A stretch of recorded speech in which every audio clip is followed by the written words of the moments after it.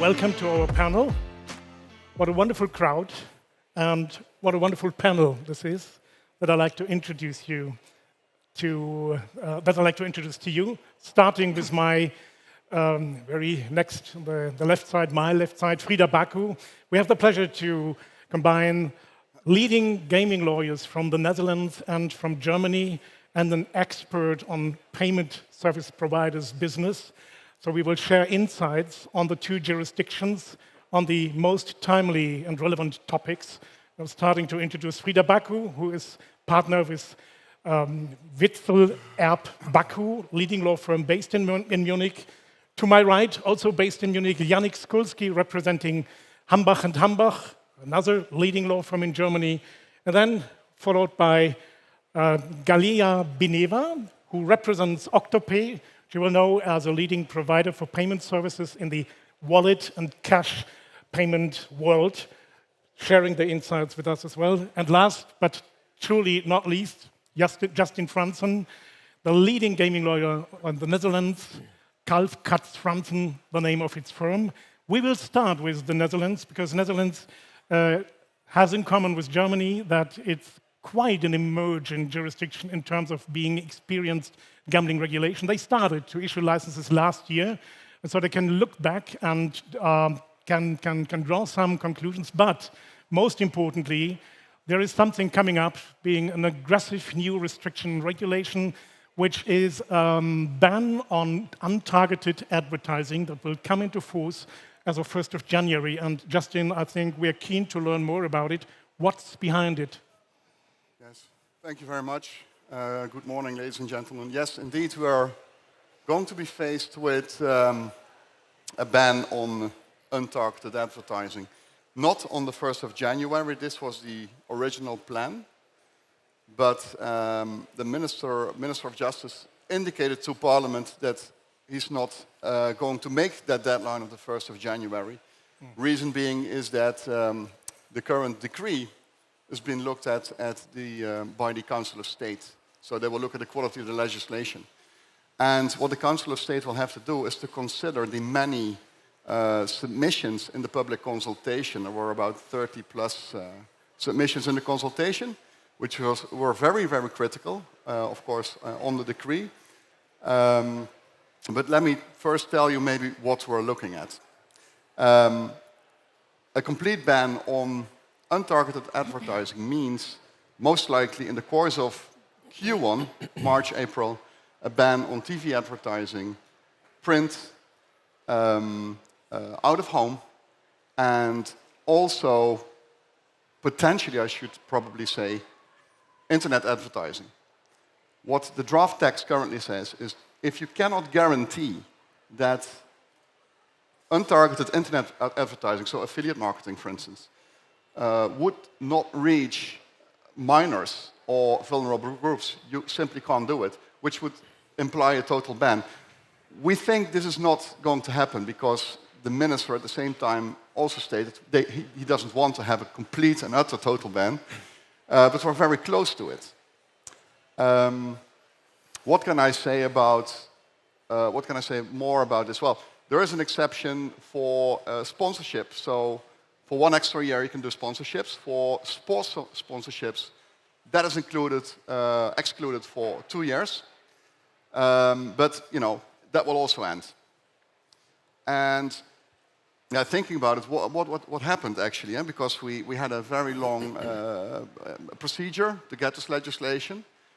And then 7 or 8 months after market opening, so market opening was de facto in October 21, all of a sudden, 8 months after the market opening, we're having a discussion on advertising. And in essence, it's quite simple. It's, I think, 3 operators, and 2 of those are the state operators, I'm afraid to say, who spent an enormous amount of money on marketing and advertising. We're talking 100 million plus by the NLO and Holland Casino. And that led to an enormous political backlash, mainly from the Green Left and the Socialist Party. The first stories came in the press on addicted youngsters and so forth. So, the Addiction Institute started to make some noise. And thirdly, the gambling authority basically stated, well, youngsters are overrepresented if it comes to online gambling. To me, that's logical. I mean, a 20-year-old doesn't go to the casino. They play online, They pick up their cell phone and so forth. So that's in essence what is happening now, Joerg, and it's, I would say, quite unfortunate, to put it mildly. One thing I need to add on that, very, very quickly, if I may. We're getting actually in a very strange situation because you will have 3 categories of operators now in the market. So one will be the hybrid operators, let's say Holland Casino or the NLO, which have a brand name, a brand recognition, which is second to none. They are going to be excluded from this ban. So for their online offering, they will be confronted with an advertising ban. For land-based, they're not. So, they obviously have a major advantage, I would say. Second are the operators who used to be in the market but had to leave because of the blackout.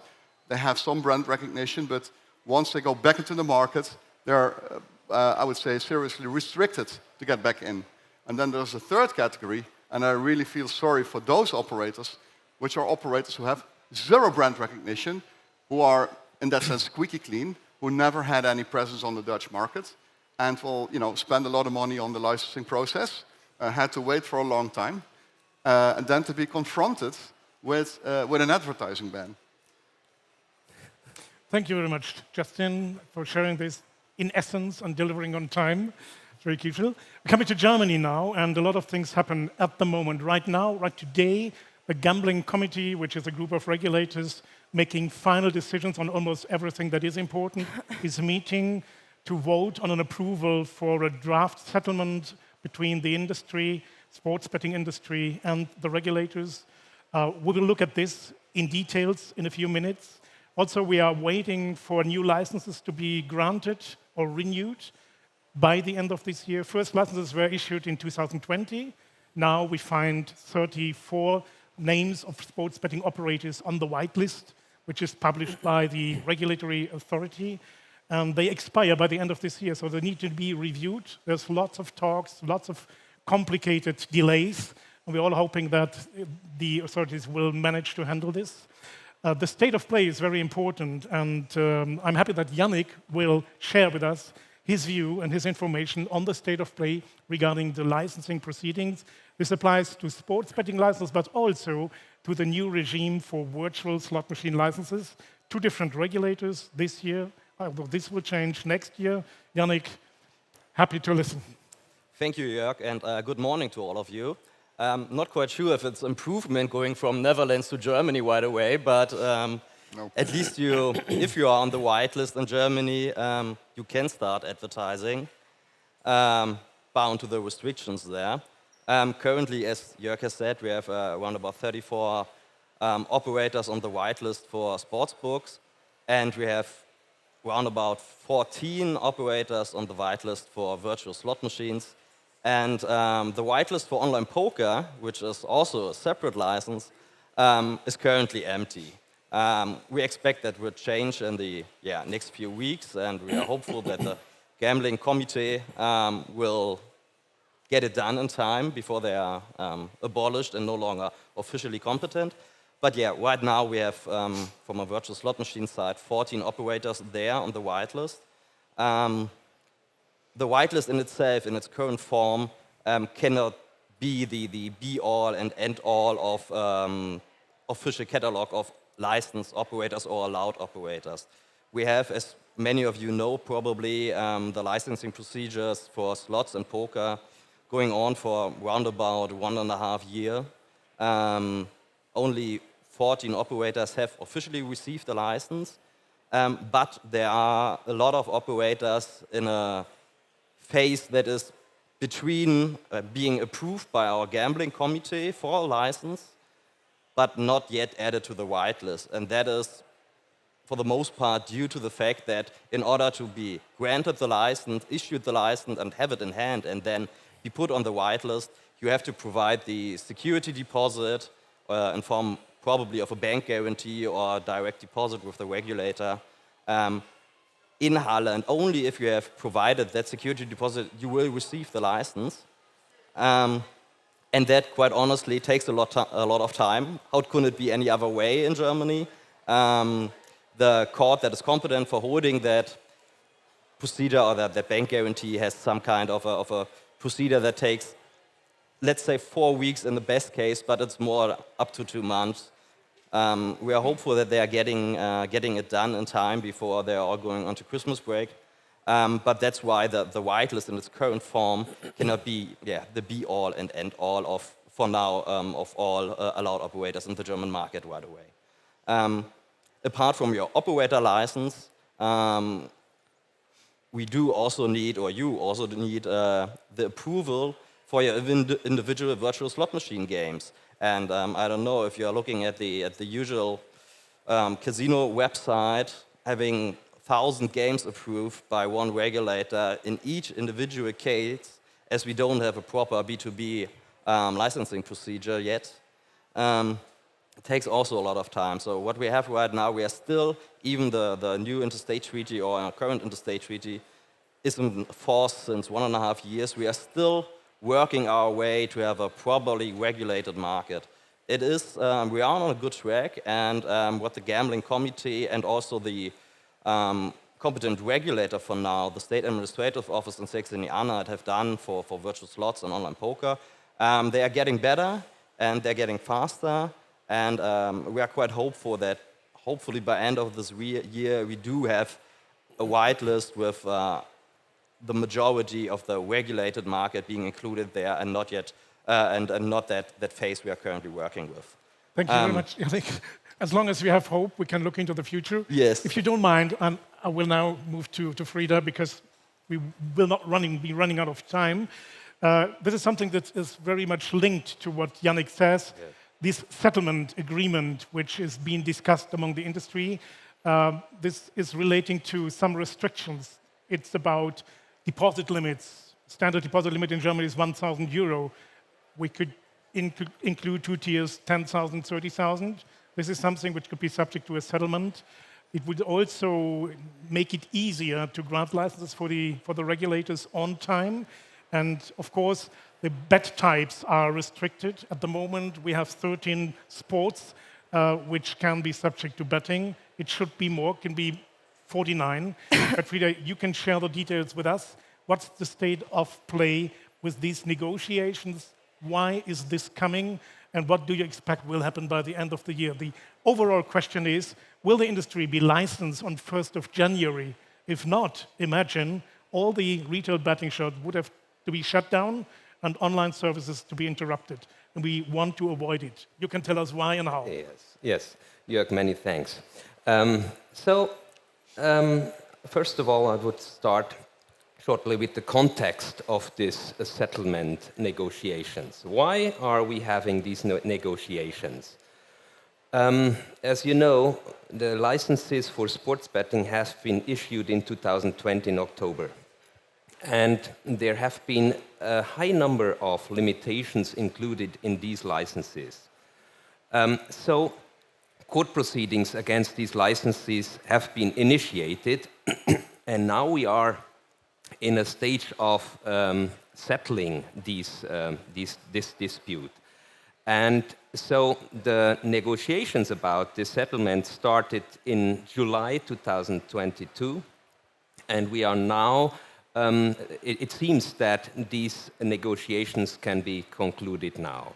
The Gambling Council seems to have accepted, so the final acceptance of this settlement will be on November 17, and it seems very likely that we will have the settlement. So, what is the content of this settlement? There are a number of details in the settlement, so I will focus on the most important details here. First of all, there have been discussions about limits since the issuing of the licenses. And so most operators, if not all, have initiated court proceedings against these limits. And there has been the discussion whether these court proceedings have a suspensive impact. And there, as you can imagine, like for everything, there have been different views on that. So now we will have a settlement on these limits, which include some the following points. First of all, those operators who have implemented the limits at the latest on September 2022, they will not be treated as unreliable because of not having implemented these limits earlier. Second, the content is that now we will have deposit limits of 1,000 euros, which can be increased with automatic databases, so without having manual document upload, which is a solution which can be accepted by the industry, which does not seem too harsh. And the limit regulations include some more details. So now we have a solution for that, first for the reliability, and second for the implementation of the limits. The second major part of this settlement is the betting program. The authorities of Hesse have started issuing lists of events which are allowed, and together with that they have argued that what is not on the list is prohibited.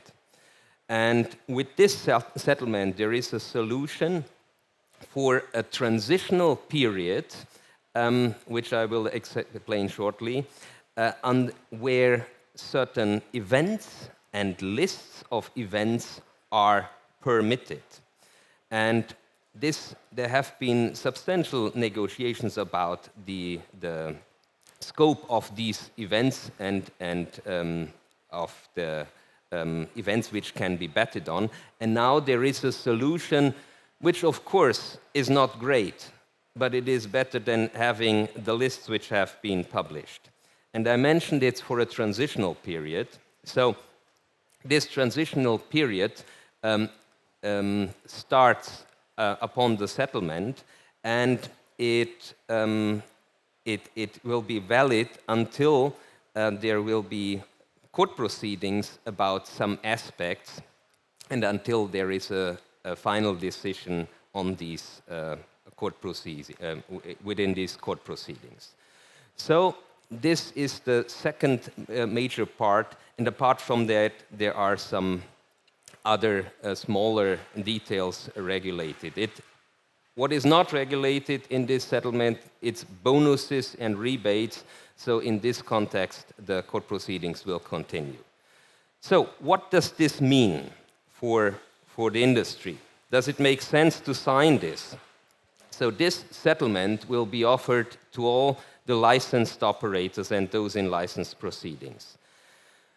Does it make sense? Well, those operators who sign this or who agree on this settlement will have some kind of security. They know what is legal and what is not, and what is accepted and what not.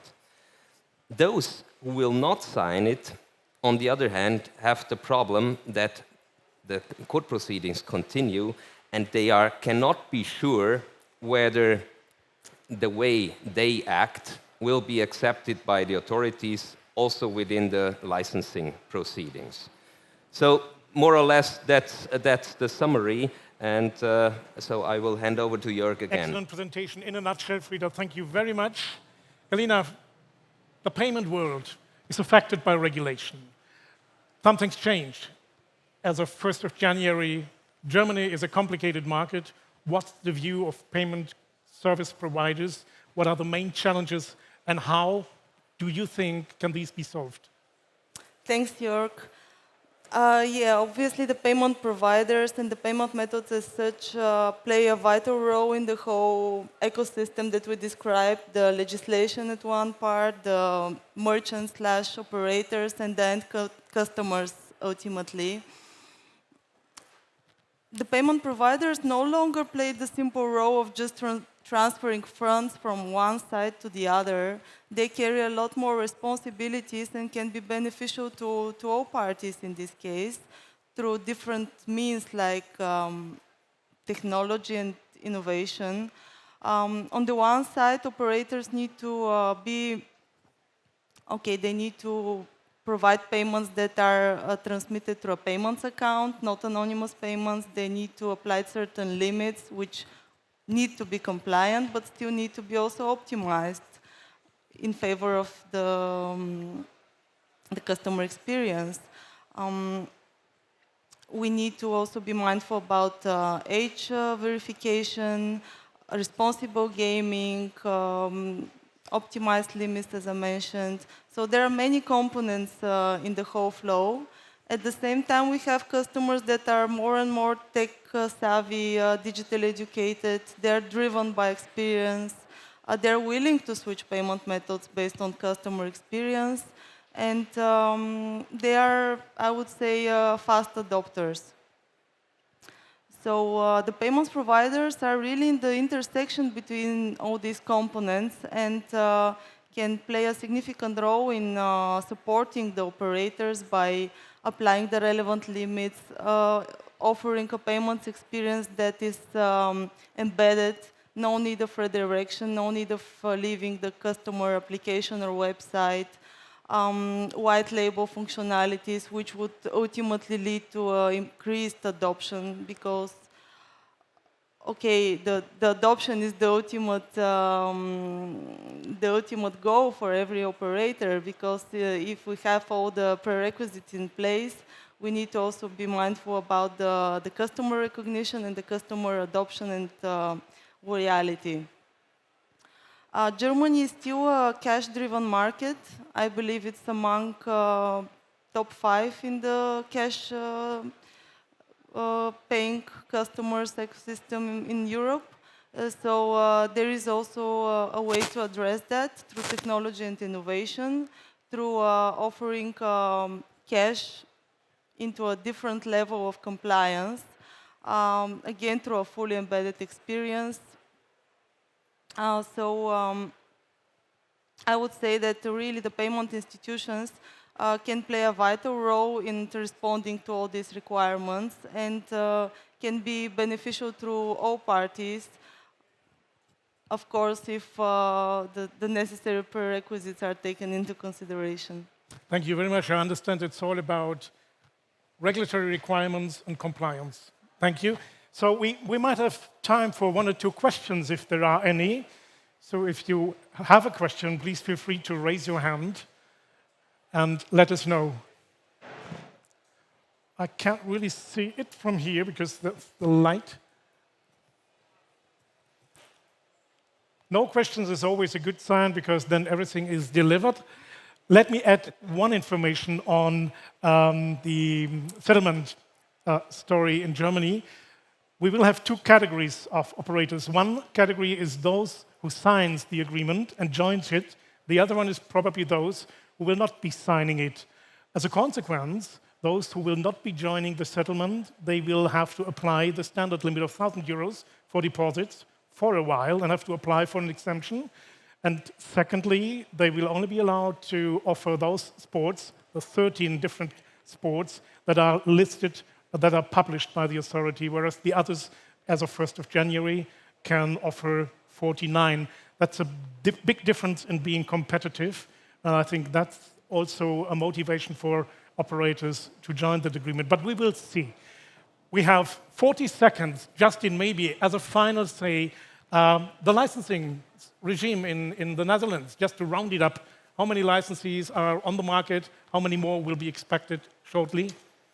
In the future? Yeah, last time I looked, it's like 23, 24. I'm not sure of the exact number at the moment, but and then I think in September, René Janssen, the chairman of the Gambling Authority, stated that about 30 applications were pending. I can assure you that that number is no longer correct because some of the licenses have been rejected. The general feeling of the regulator or the position of the regulator is that probably 1/3 of the applications will end up in a license. So if you would apply that number, I would say add 10 more to the existing ones. Thank you very much. We're exactly on time. Judy, I'm happy to return the panel. Please join me in thanking my fellow panelists for sharing their insights with all of us.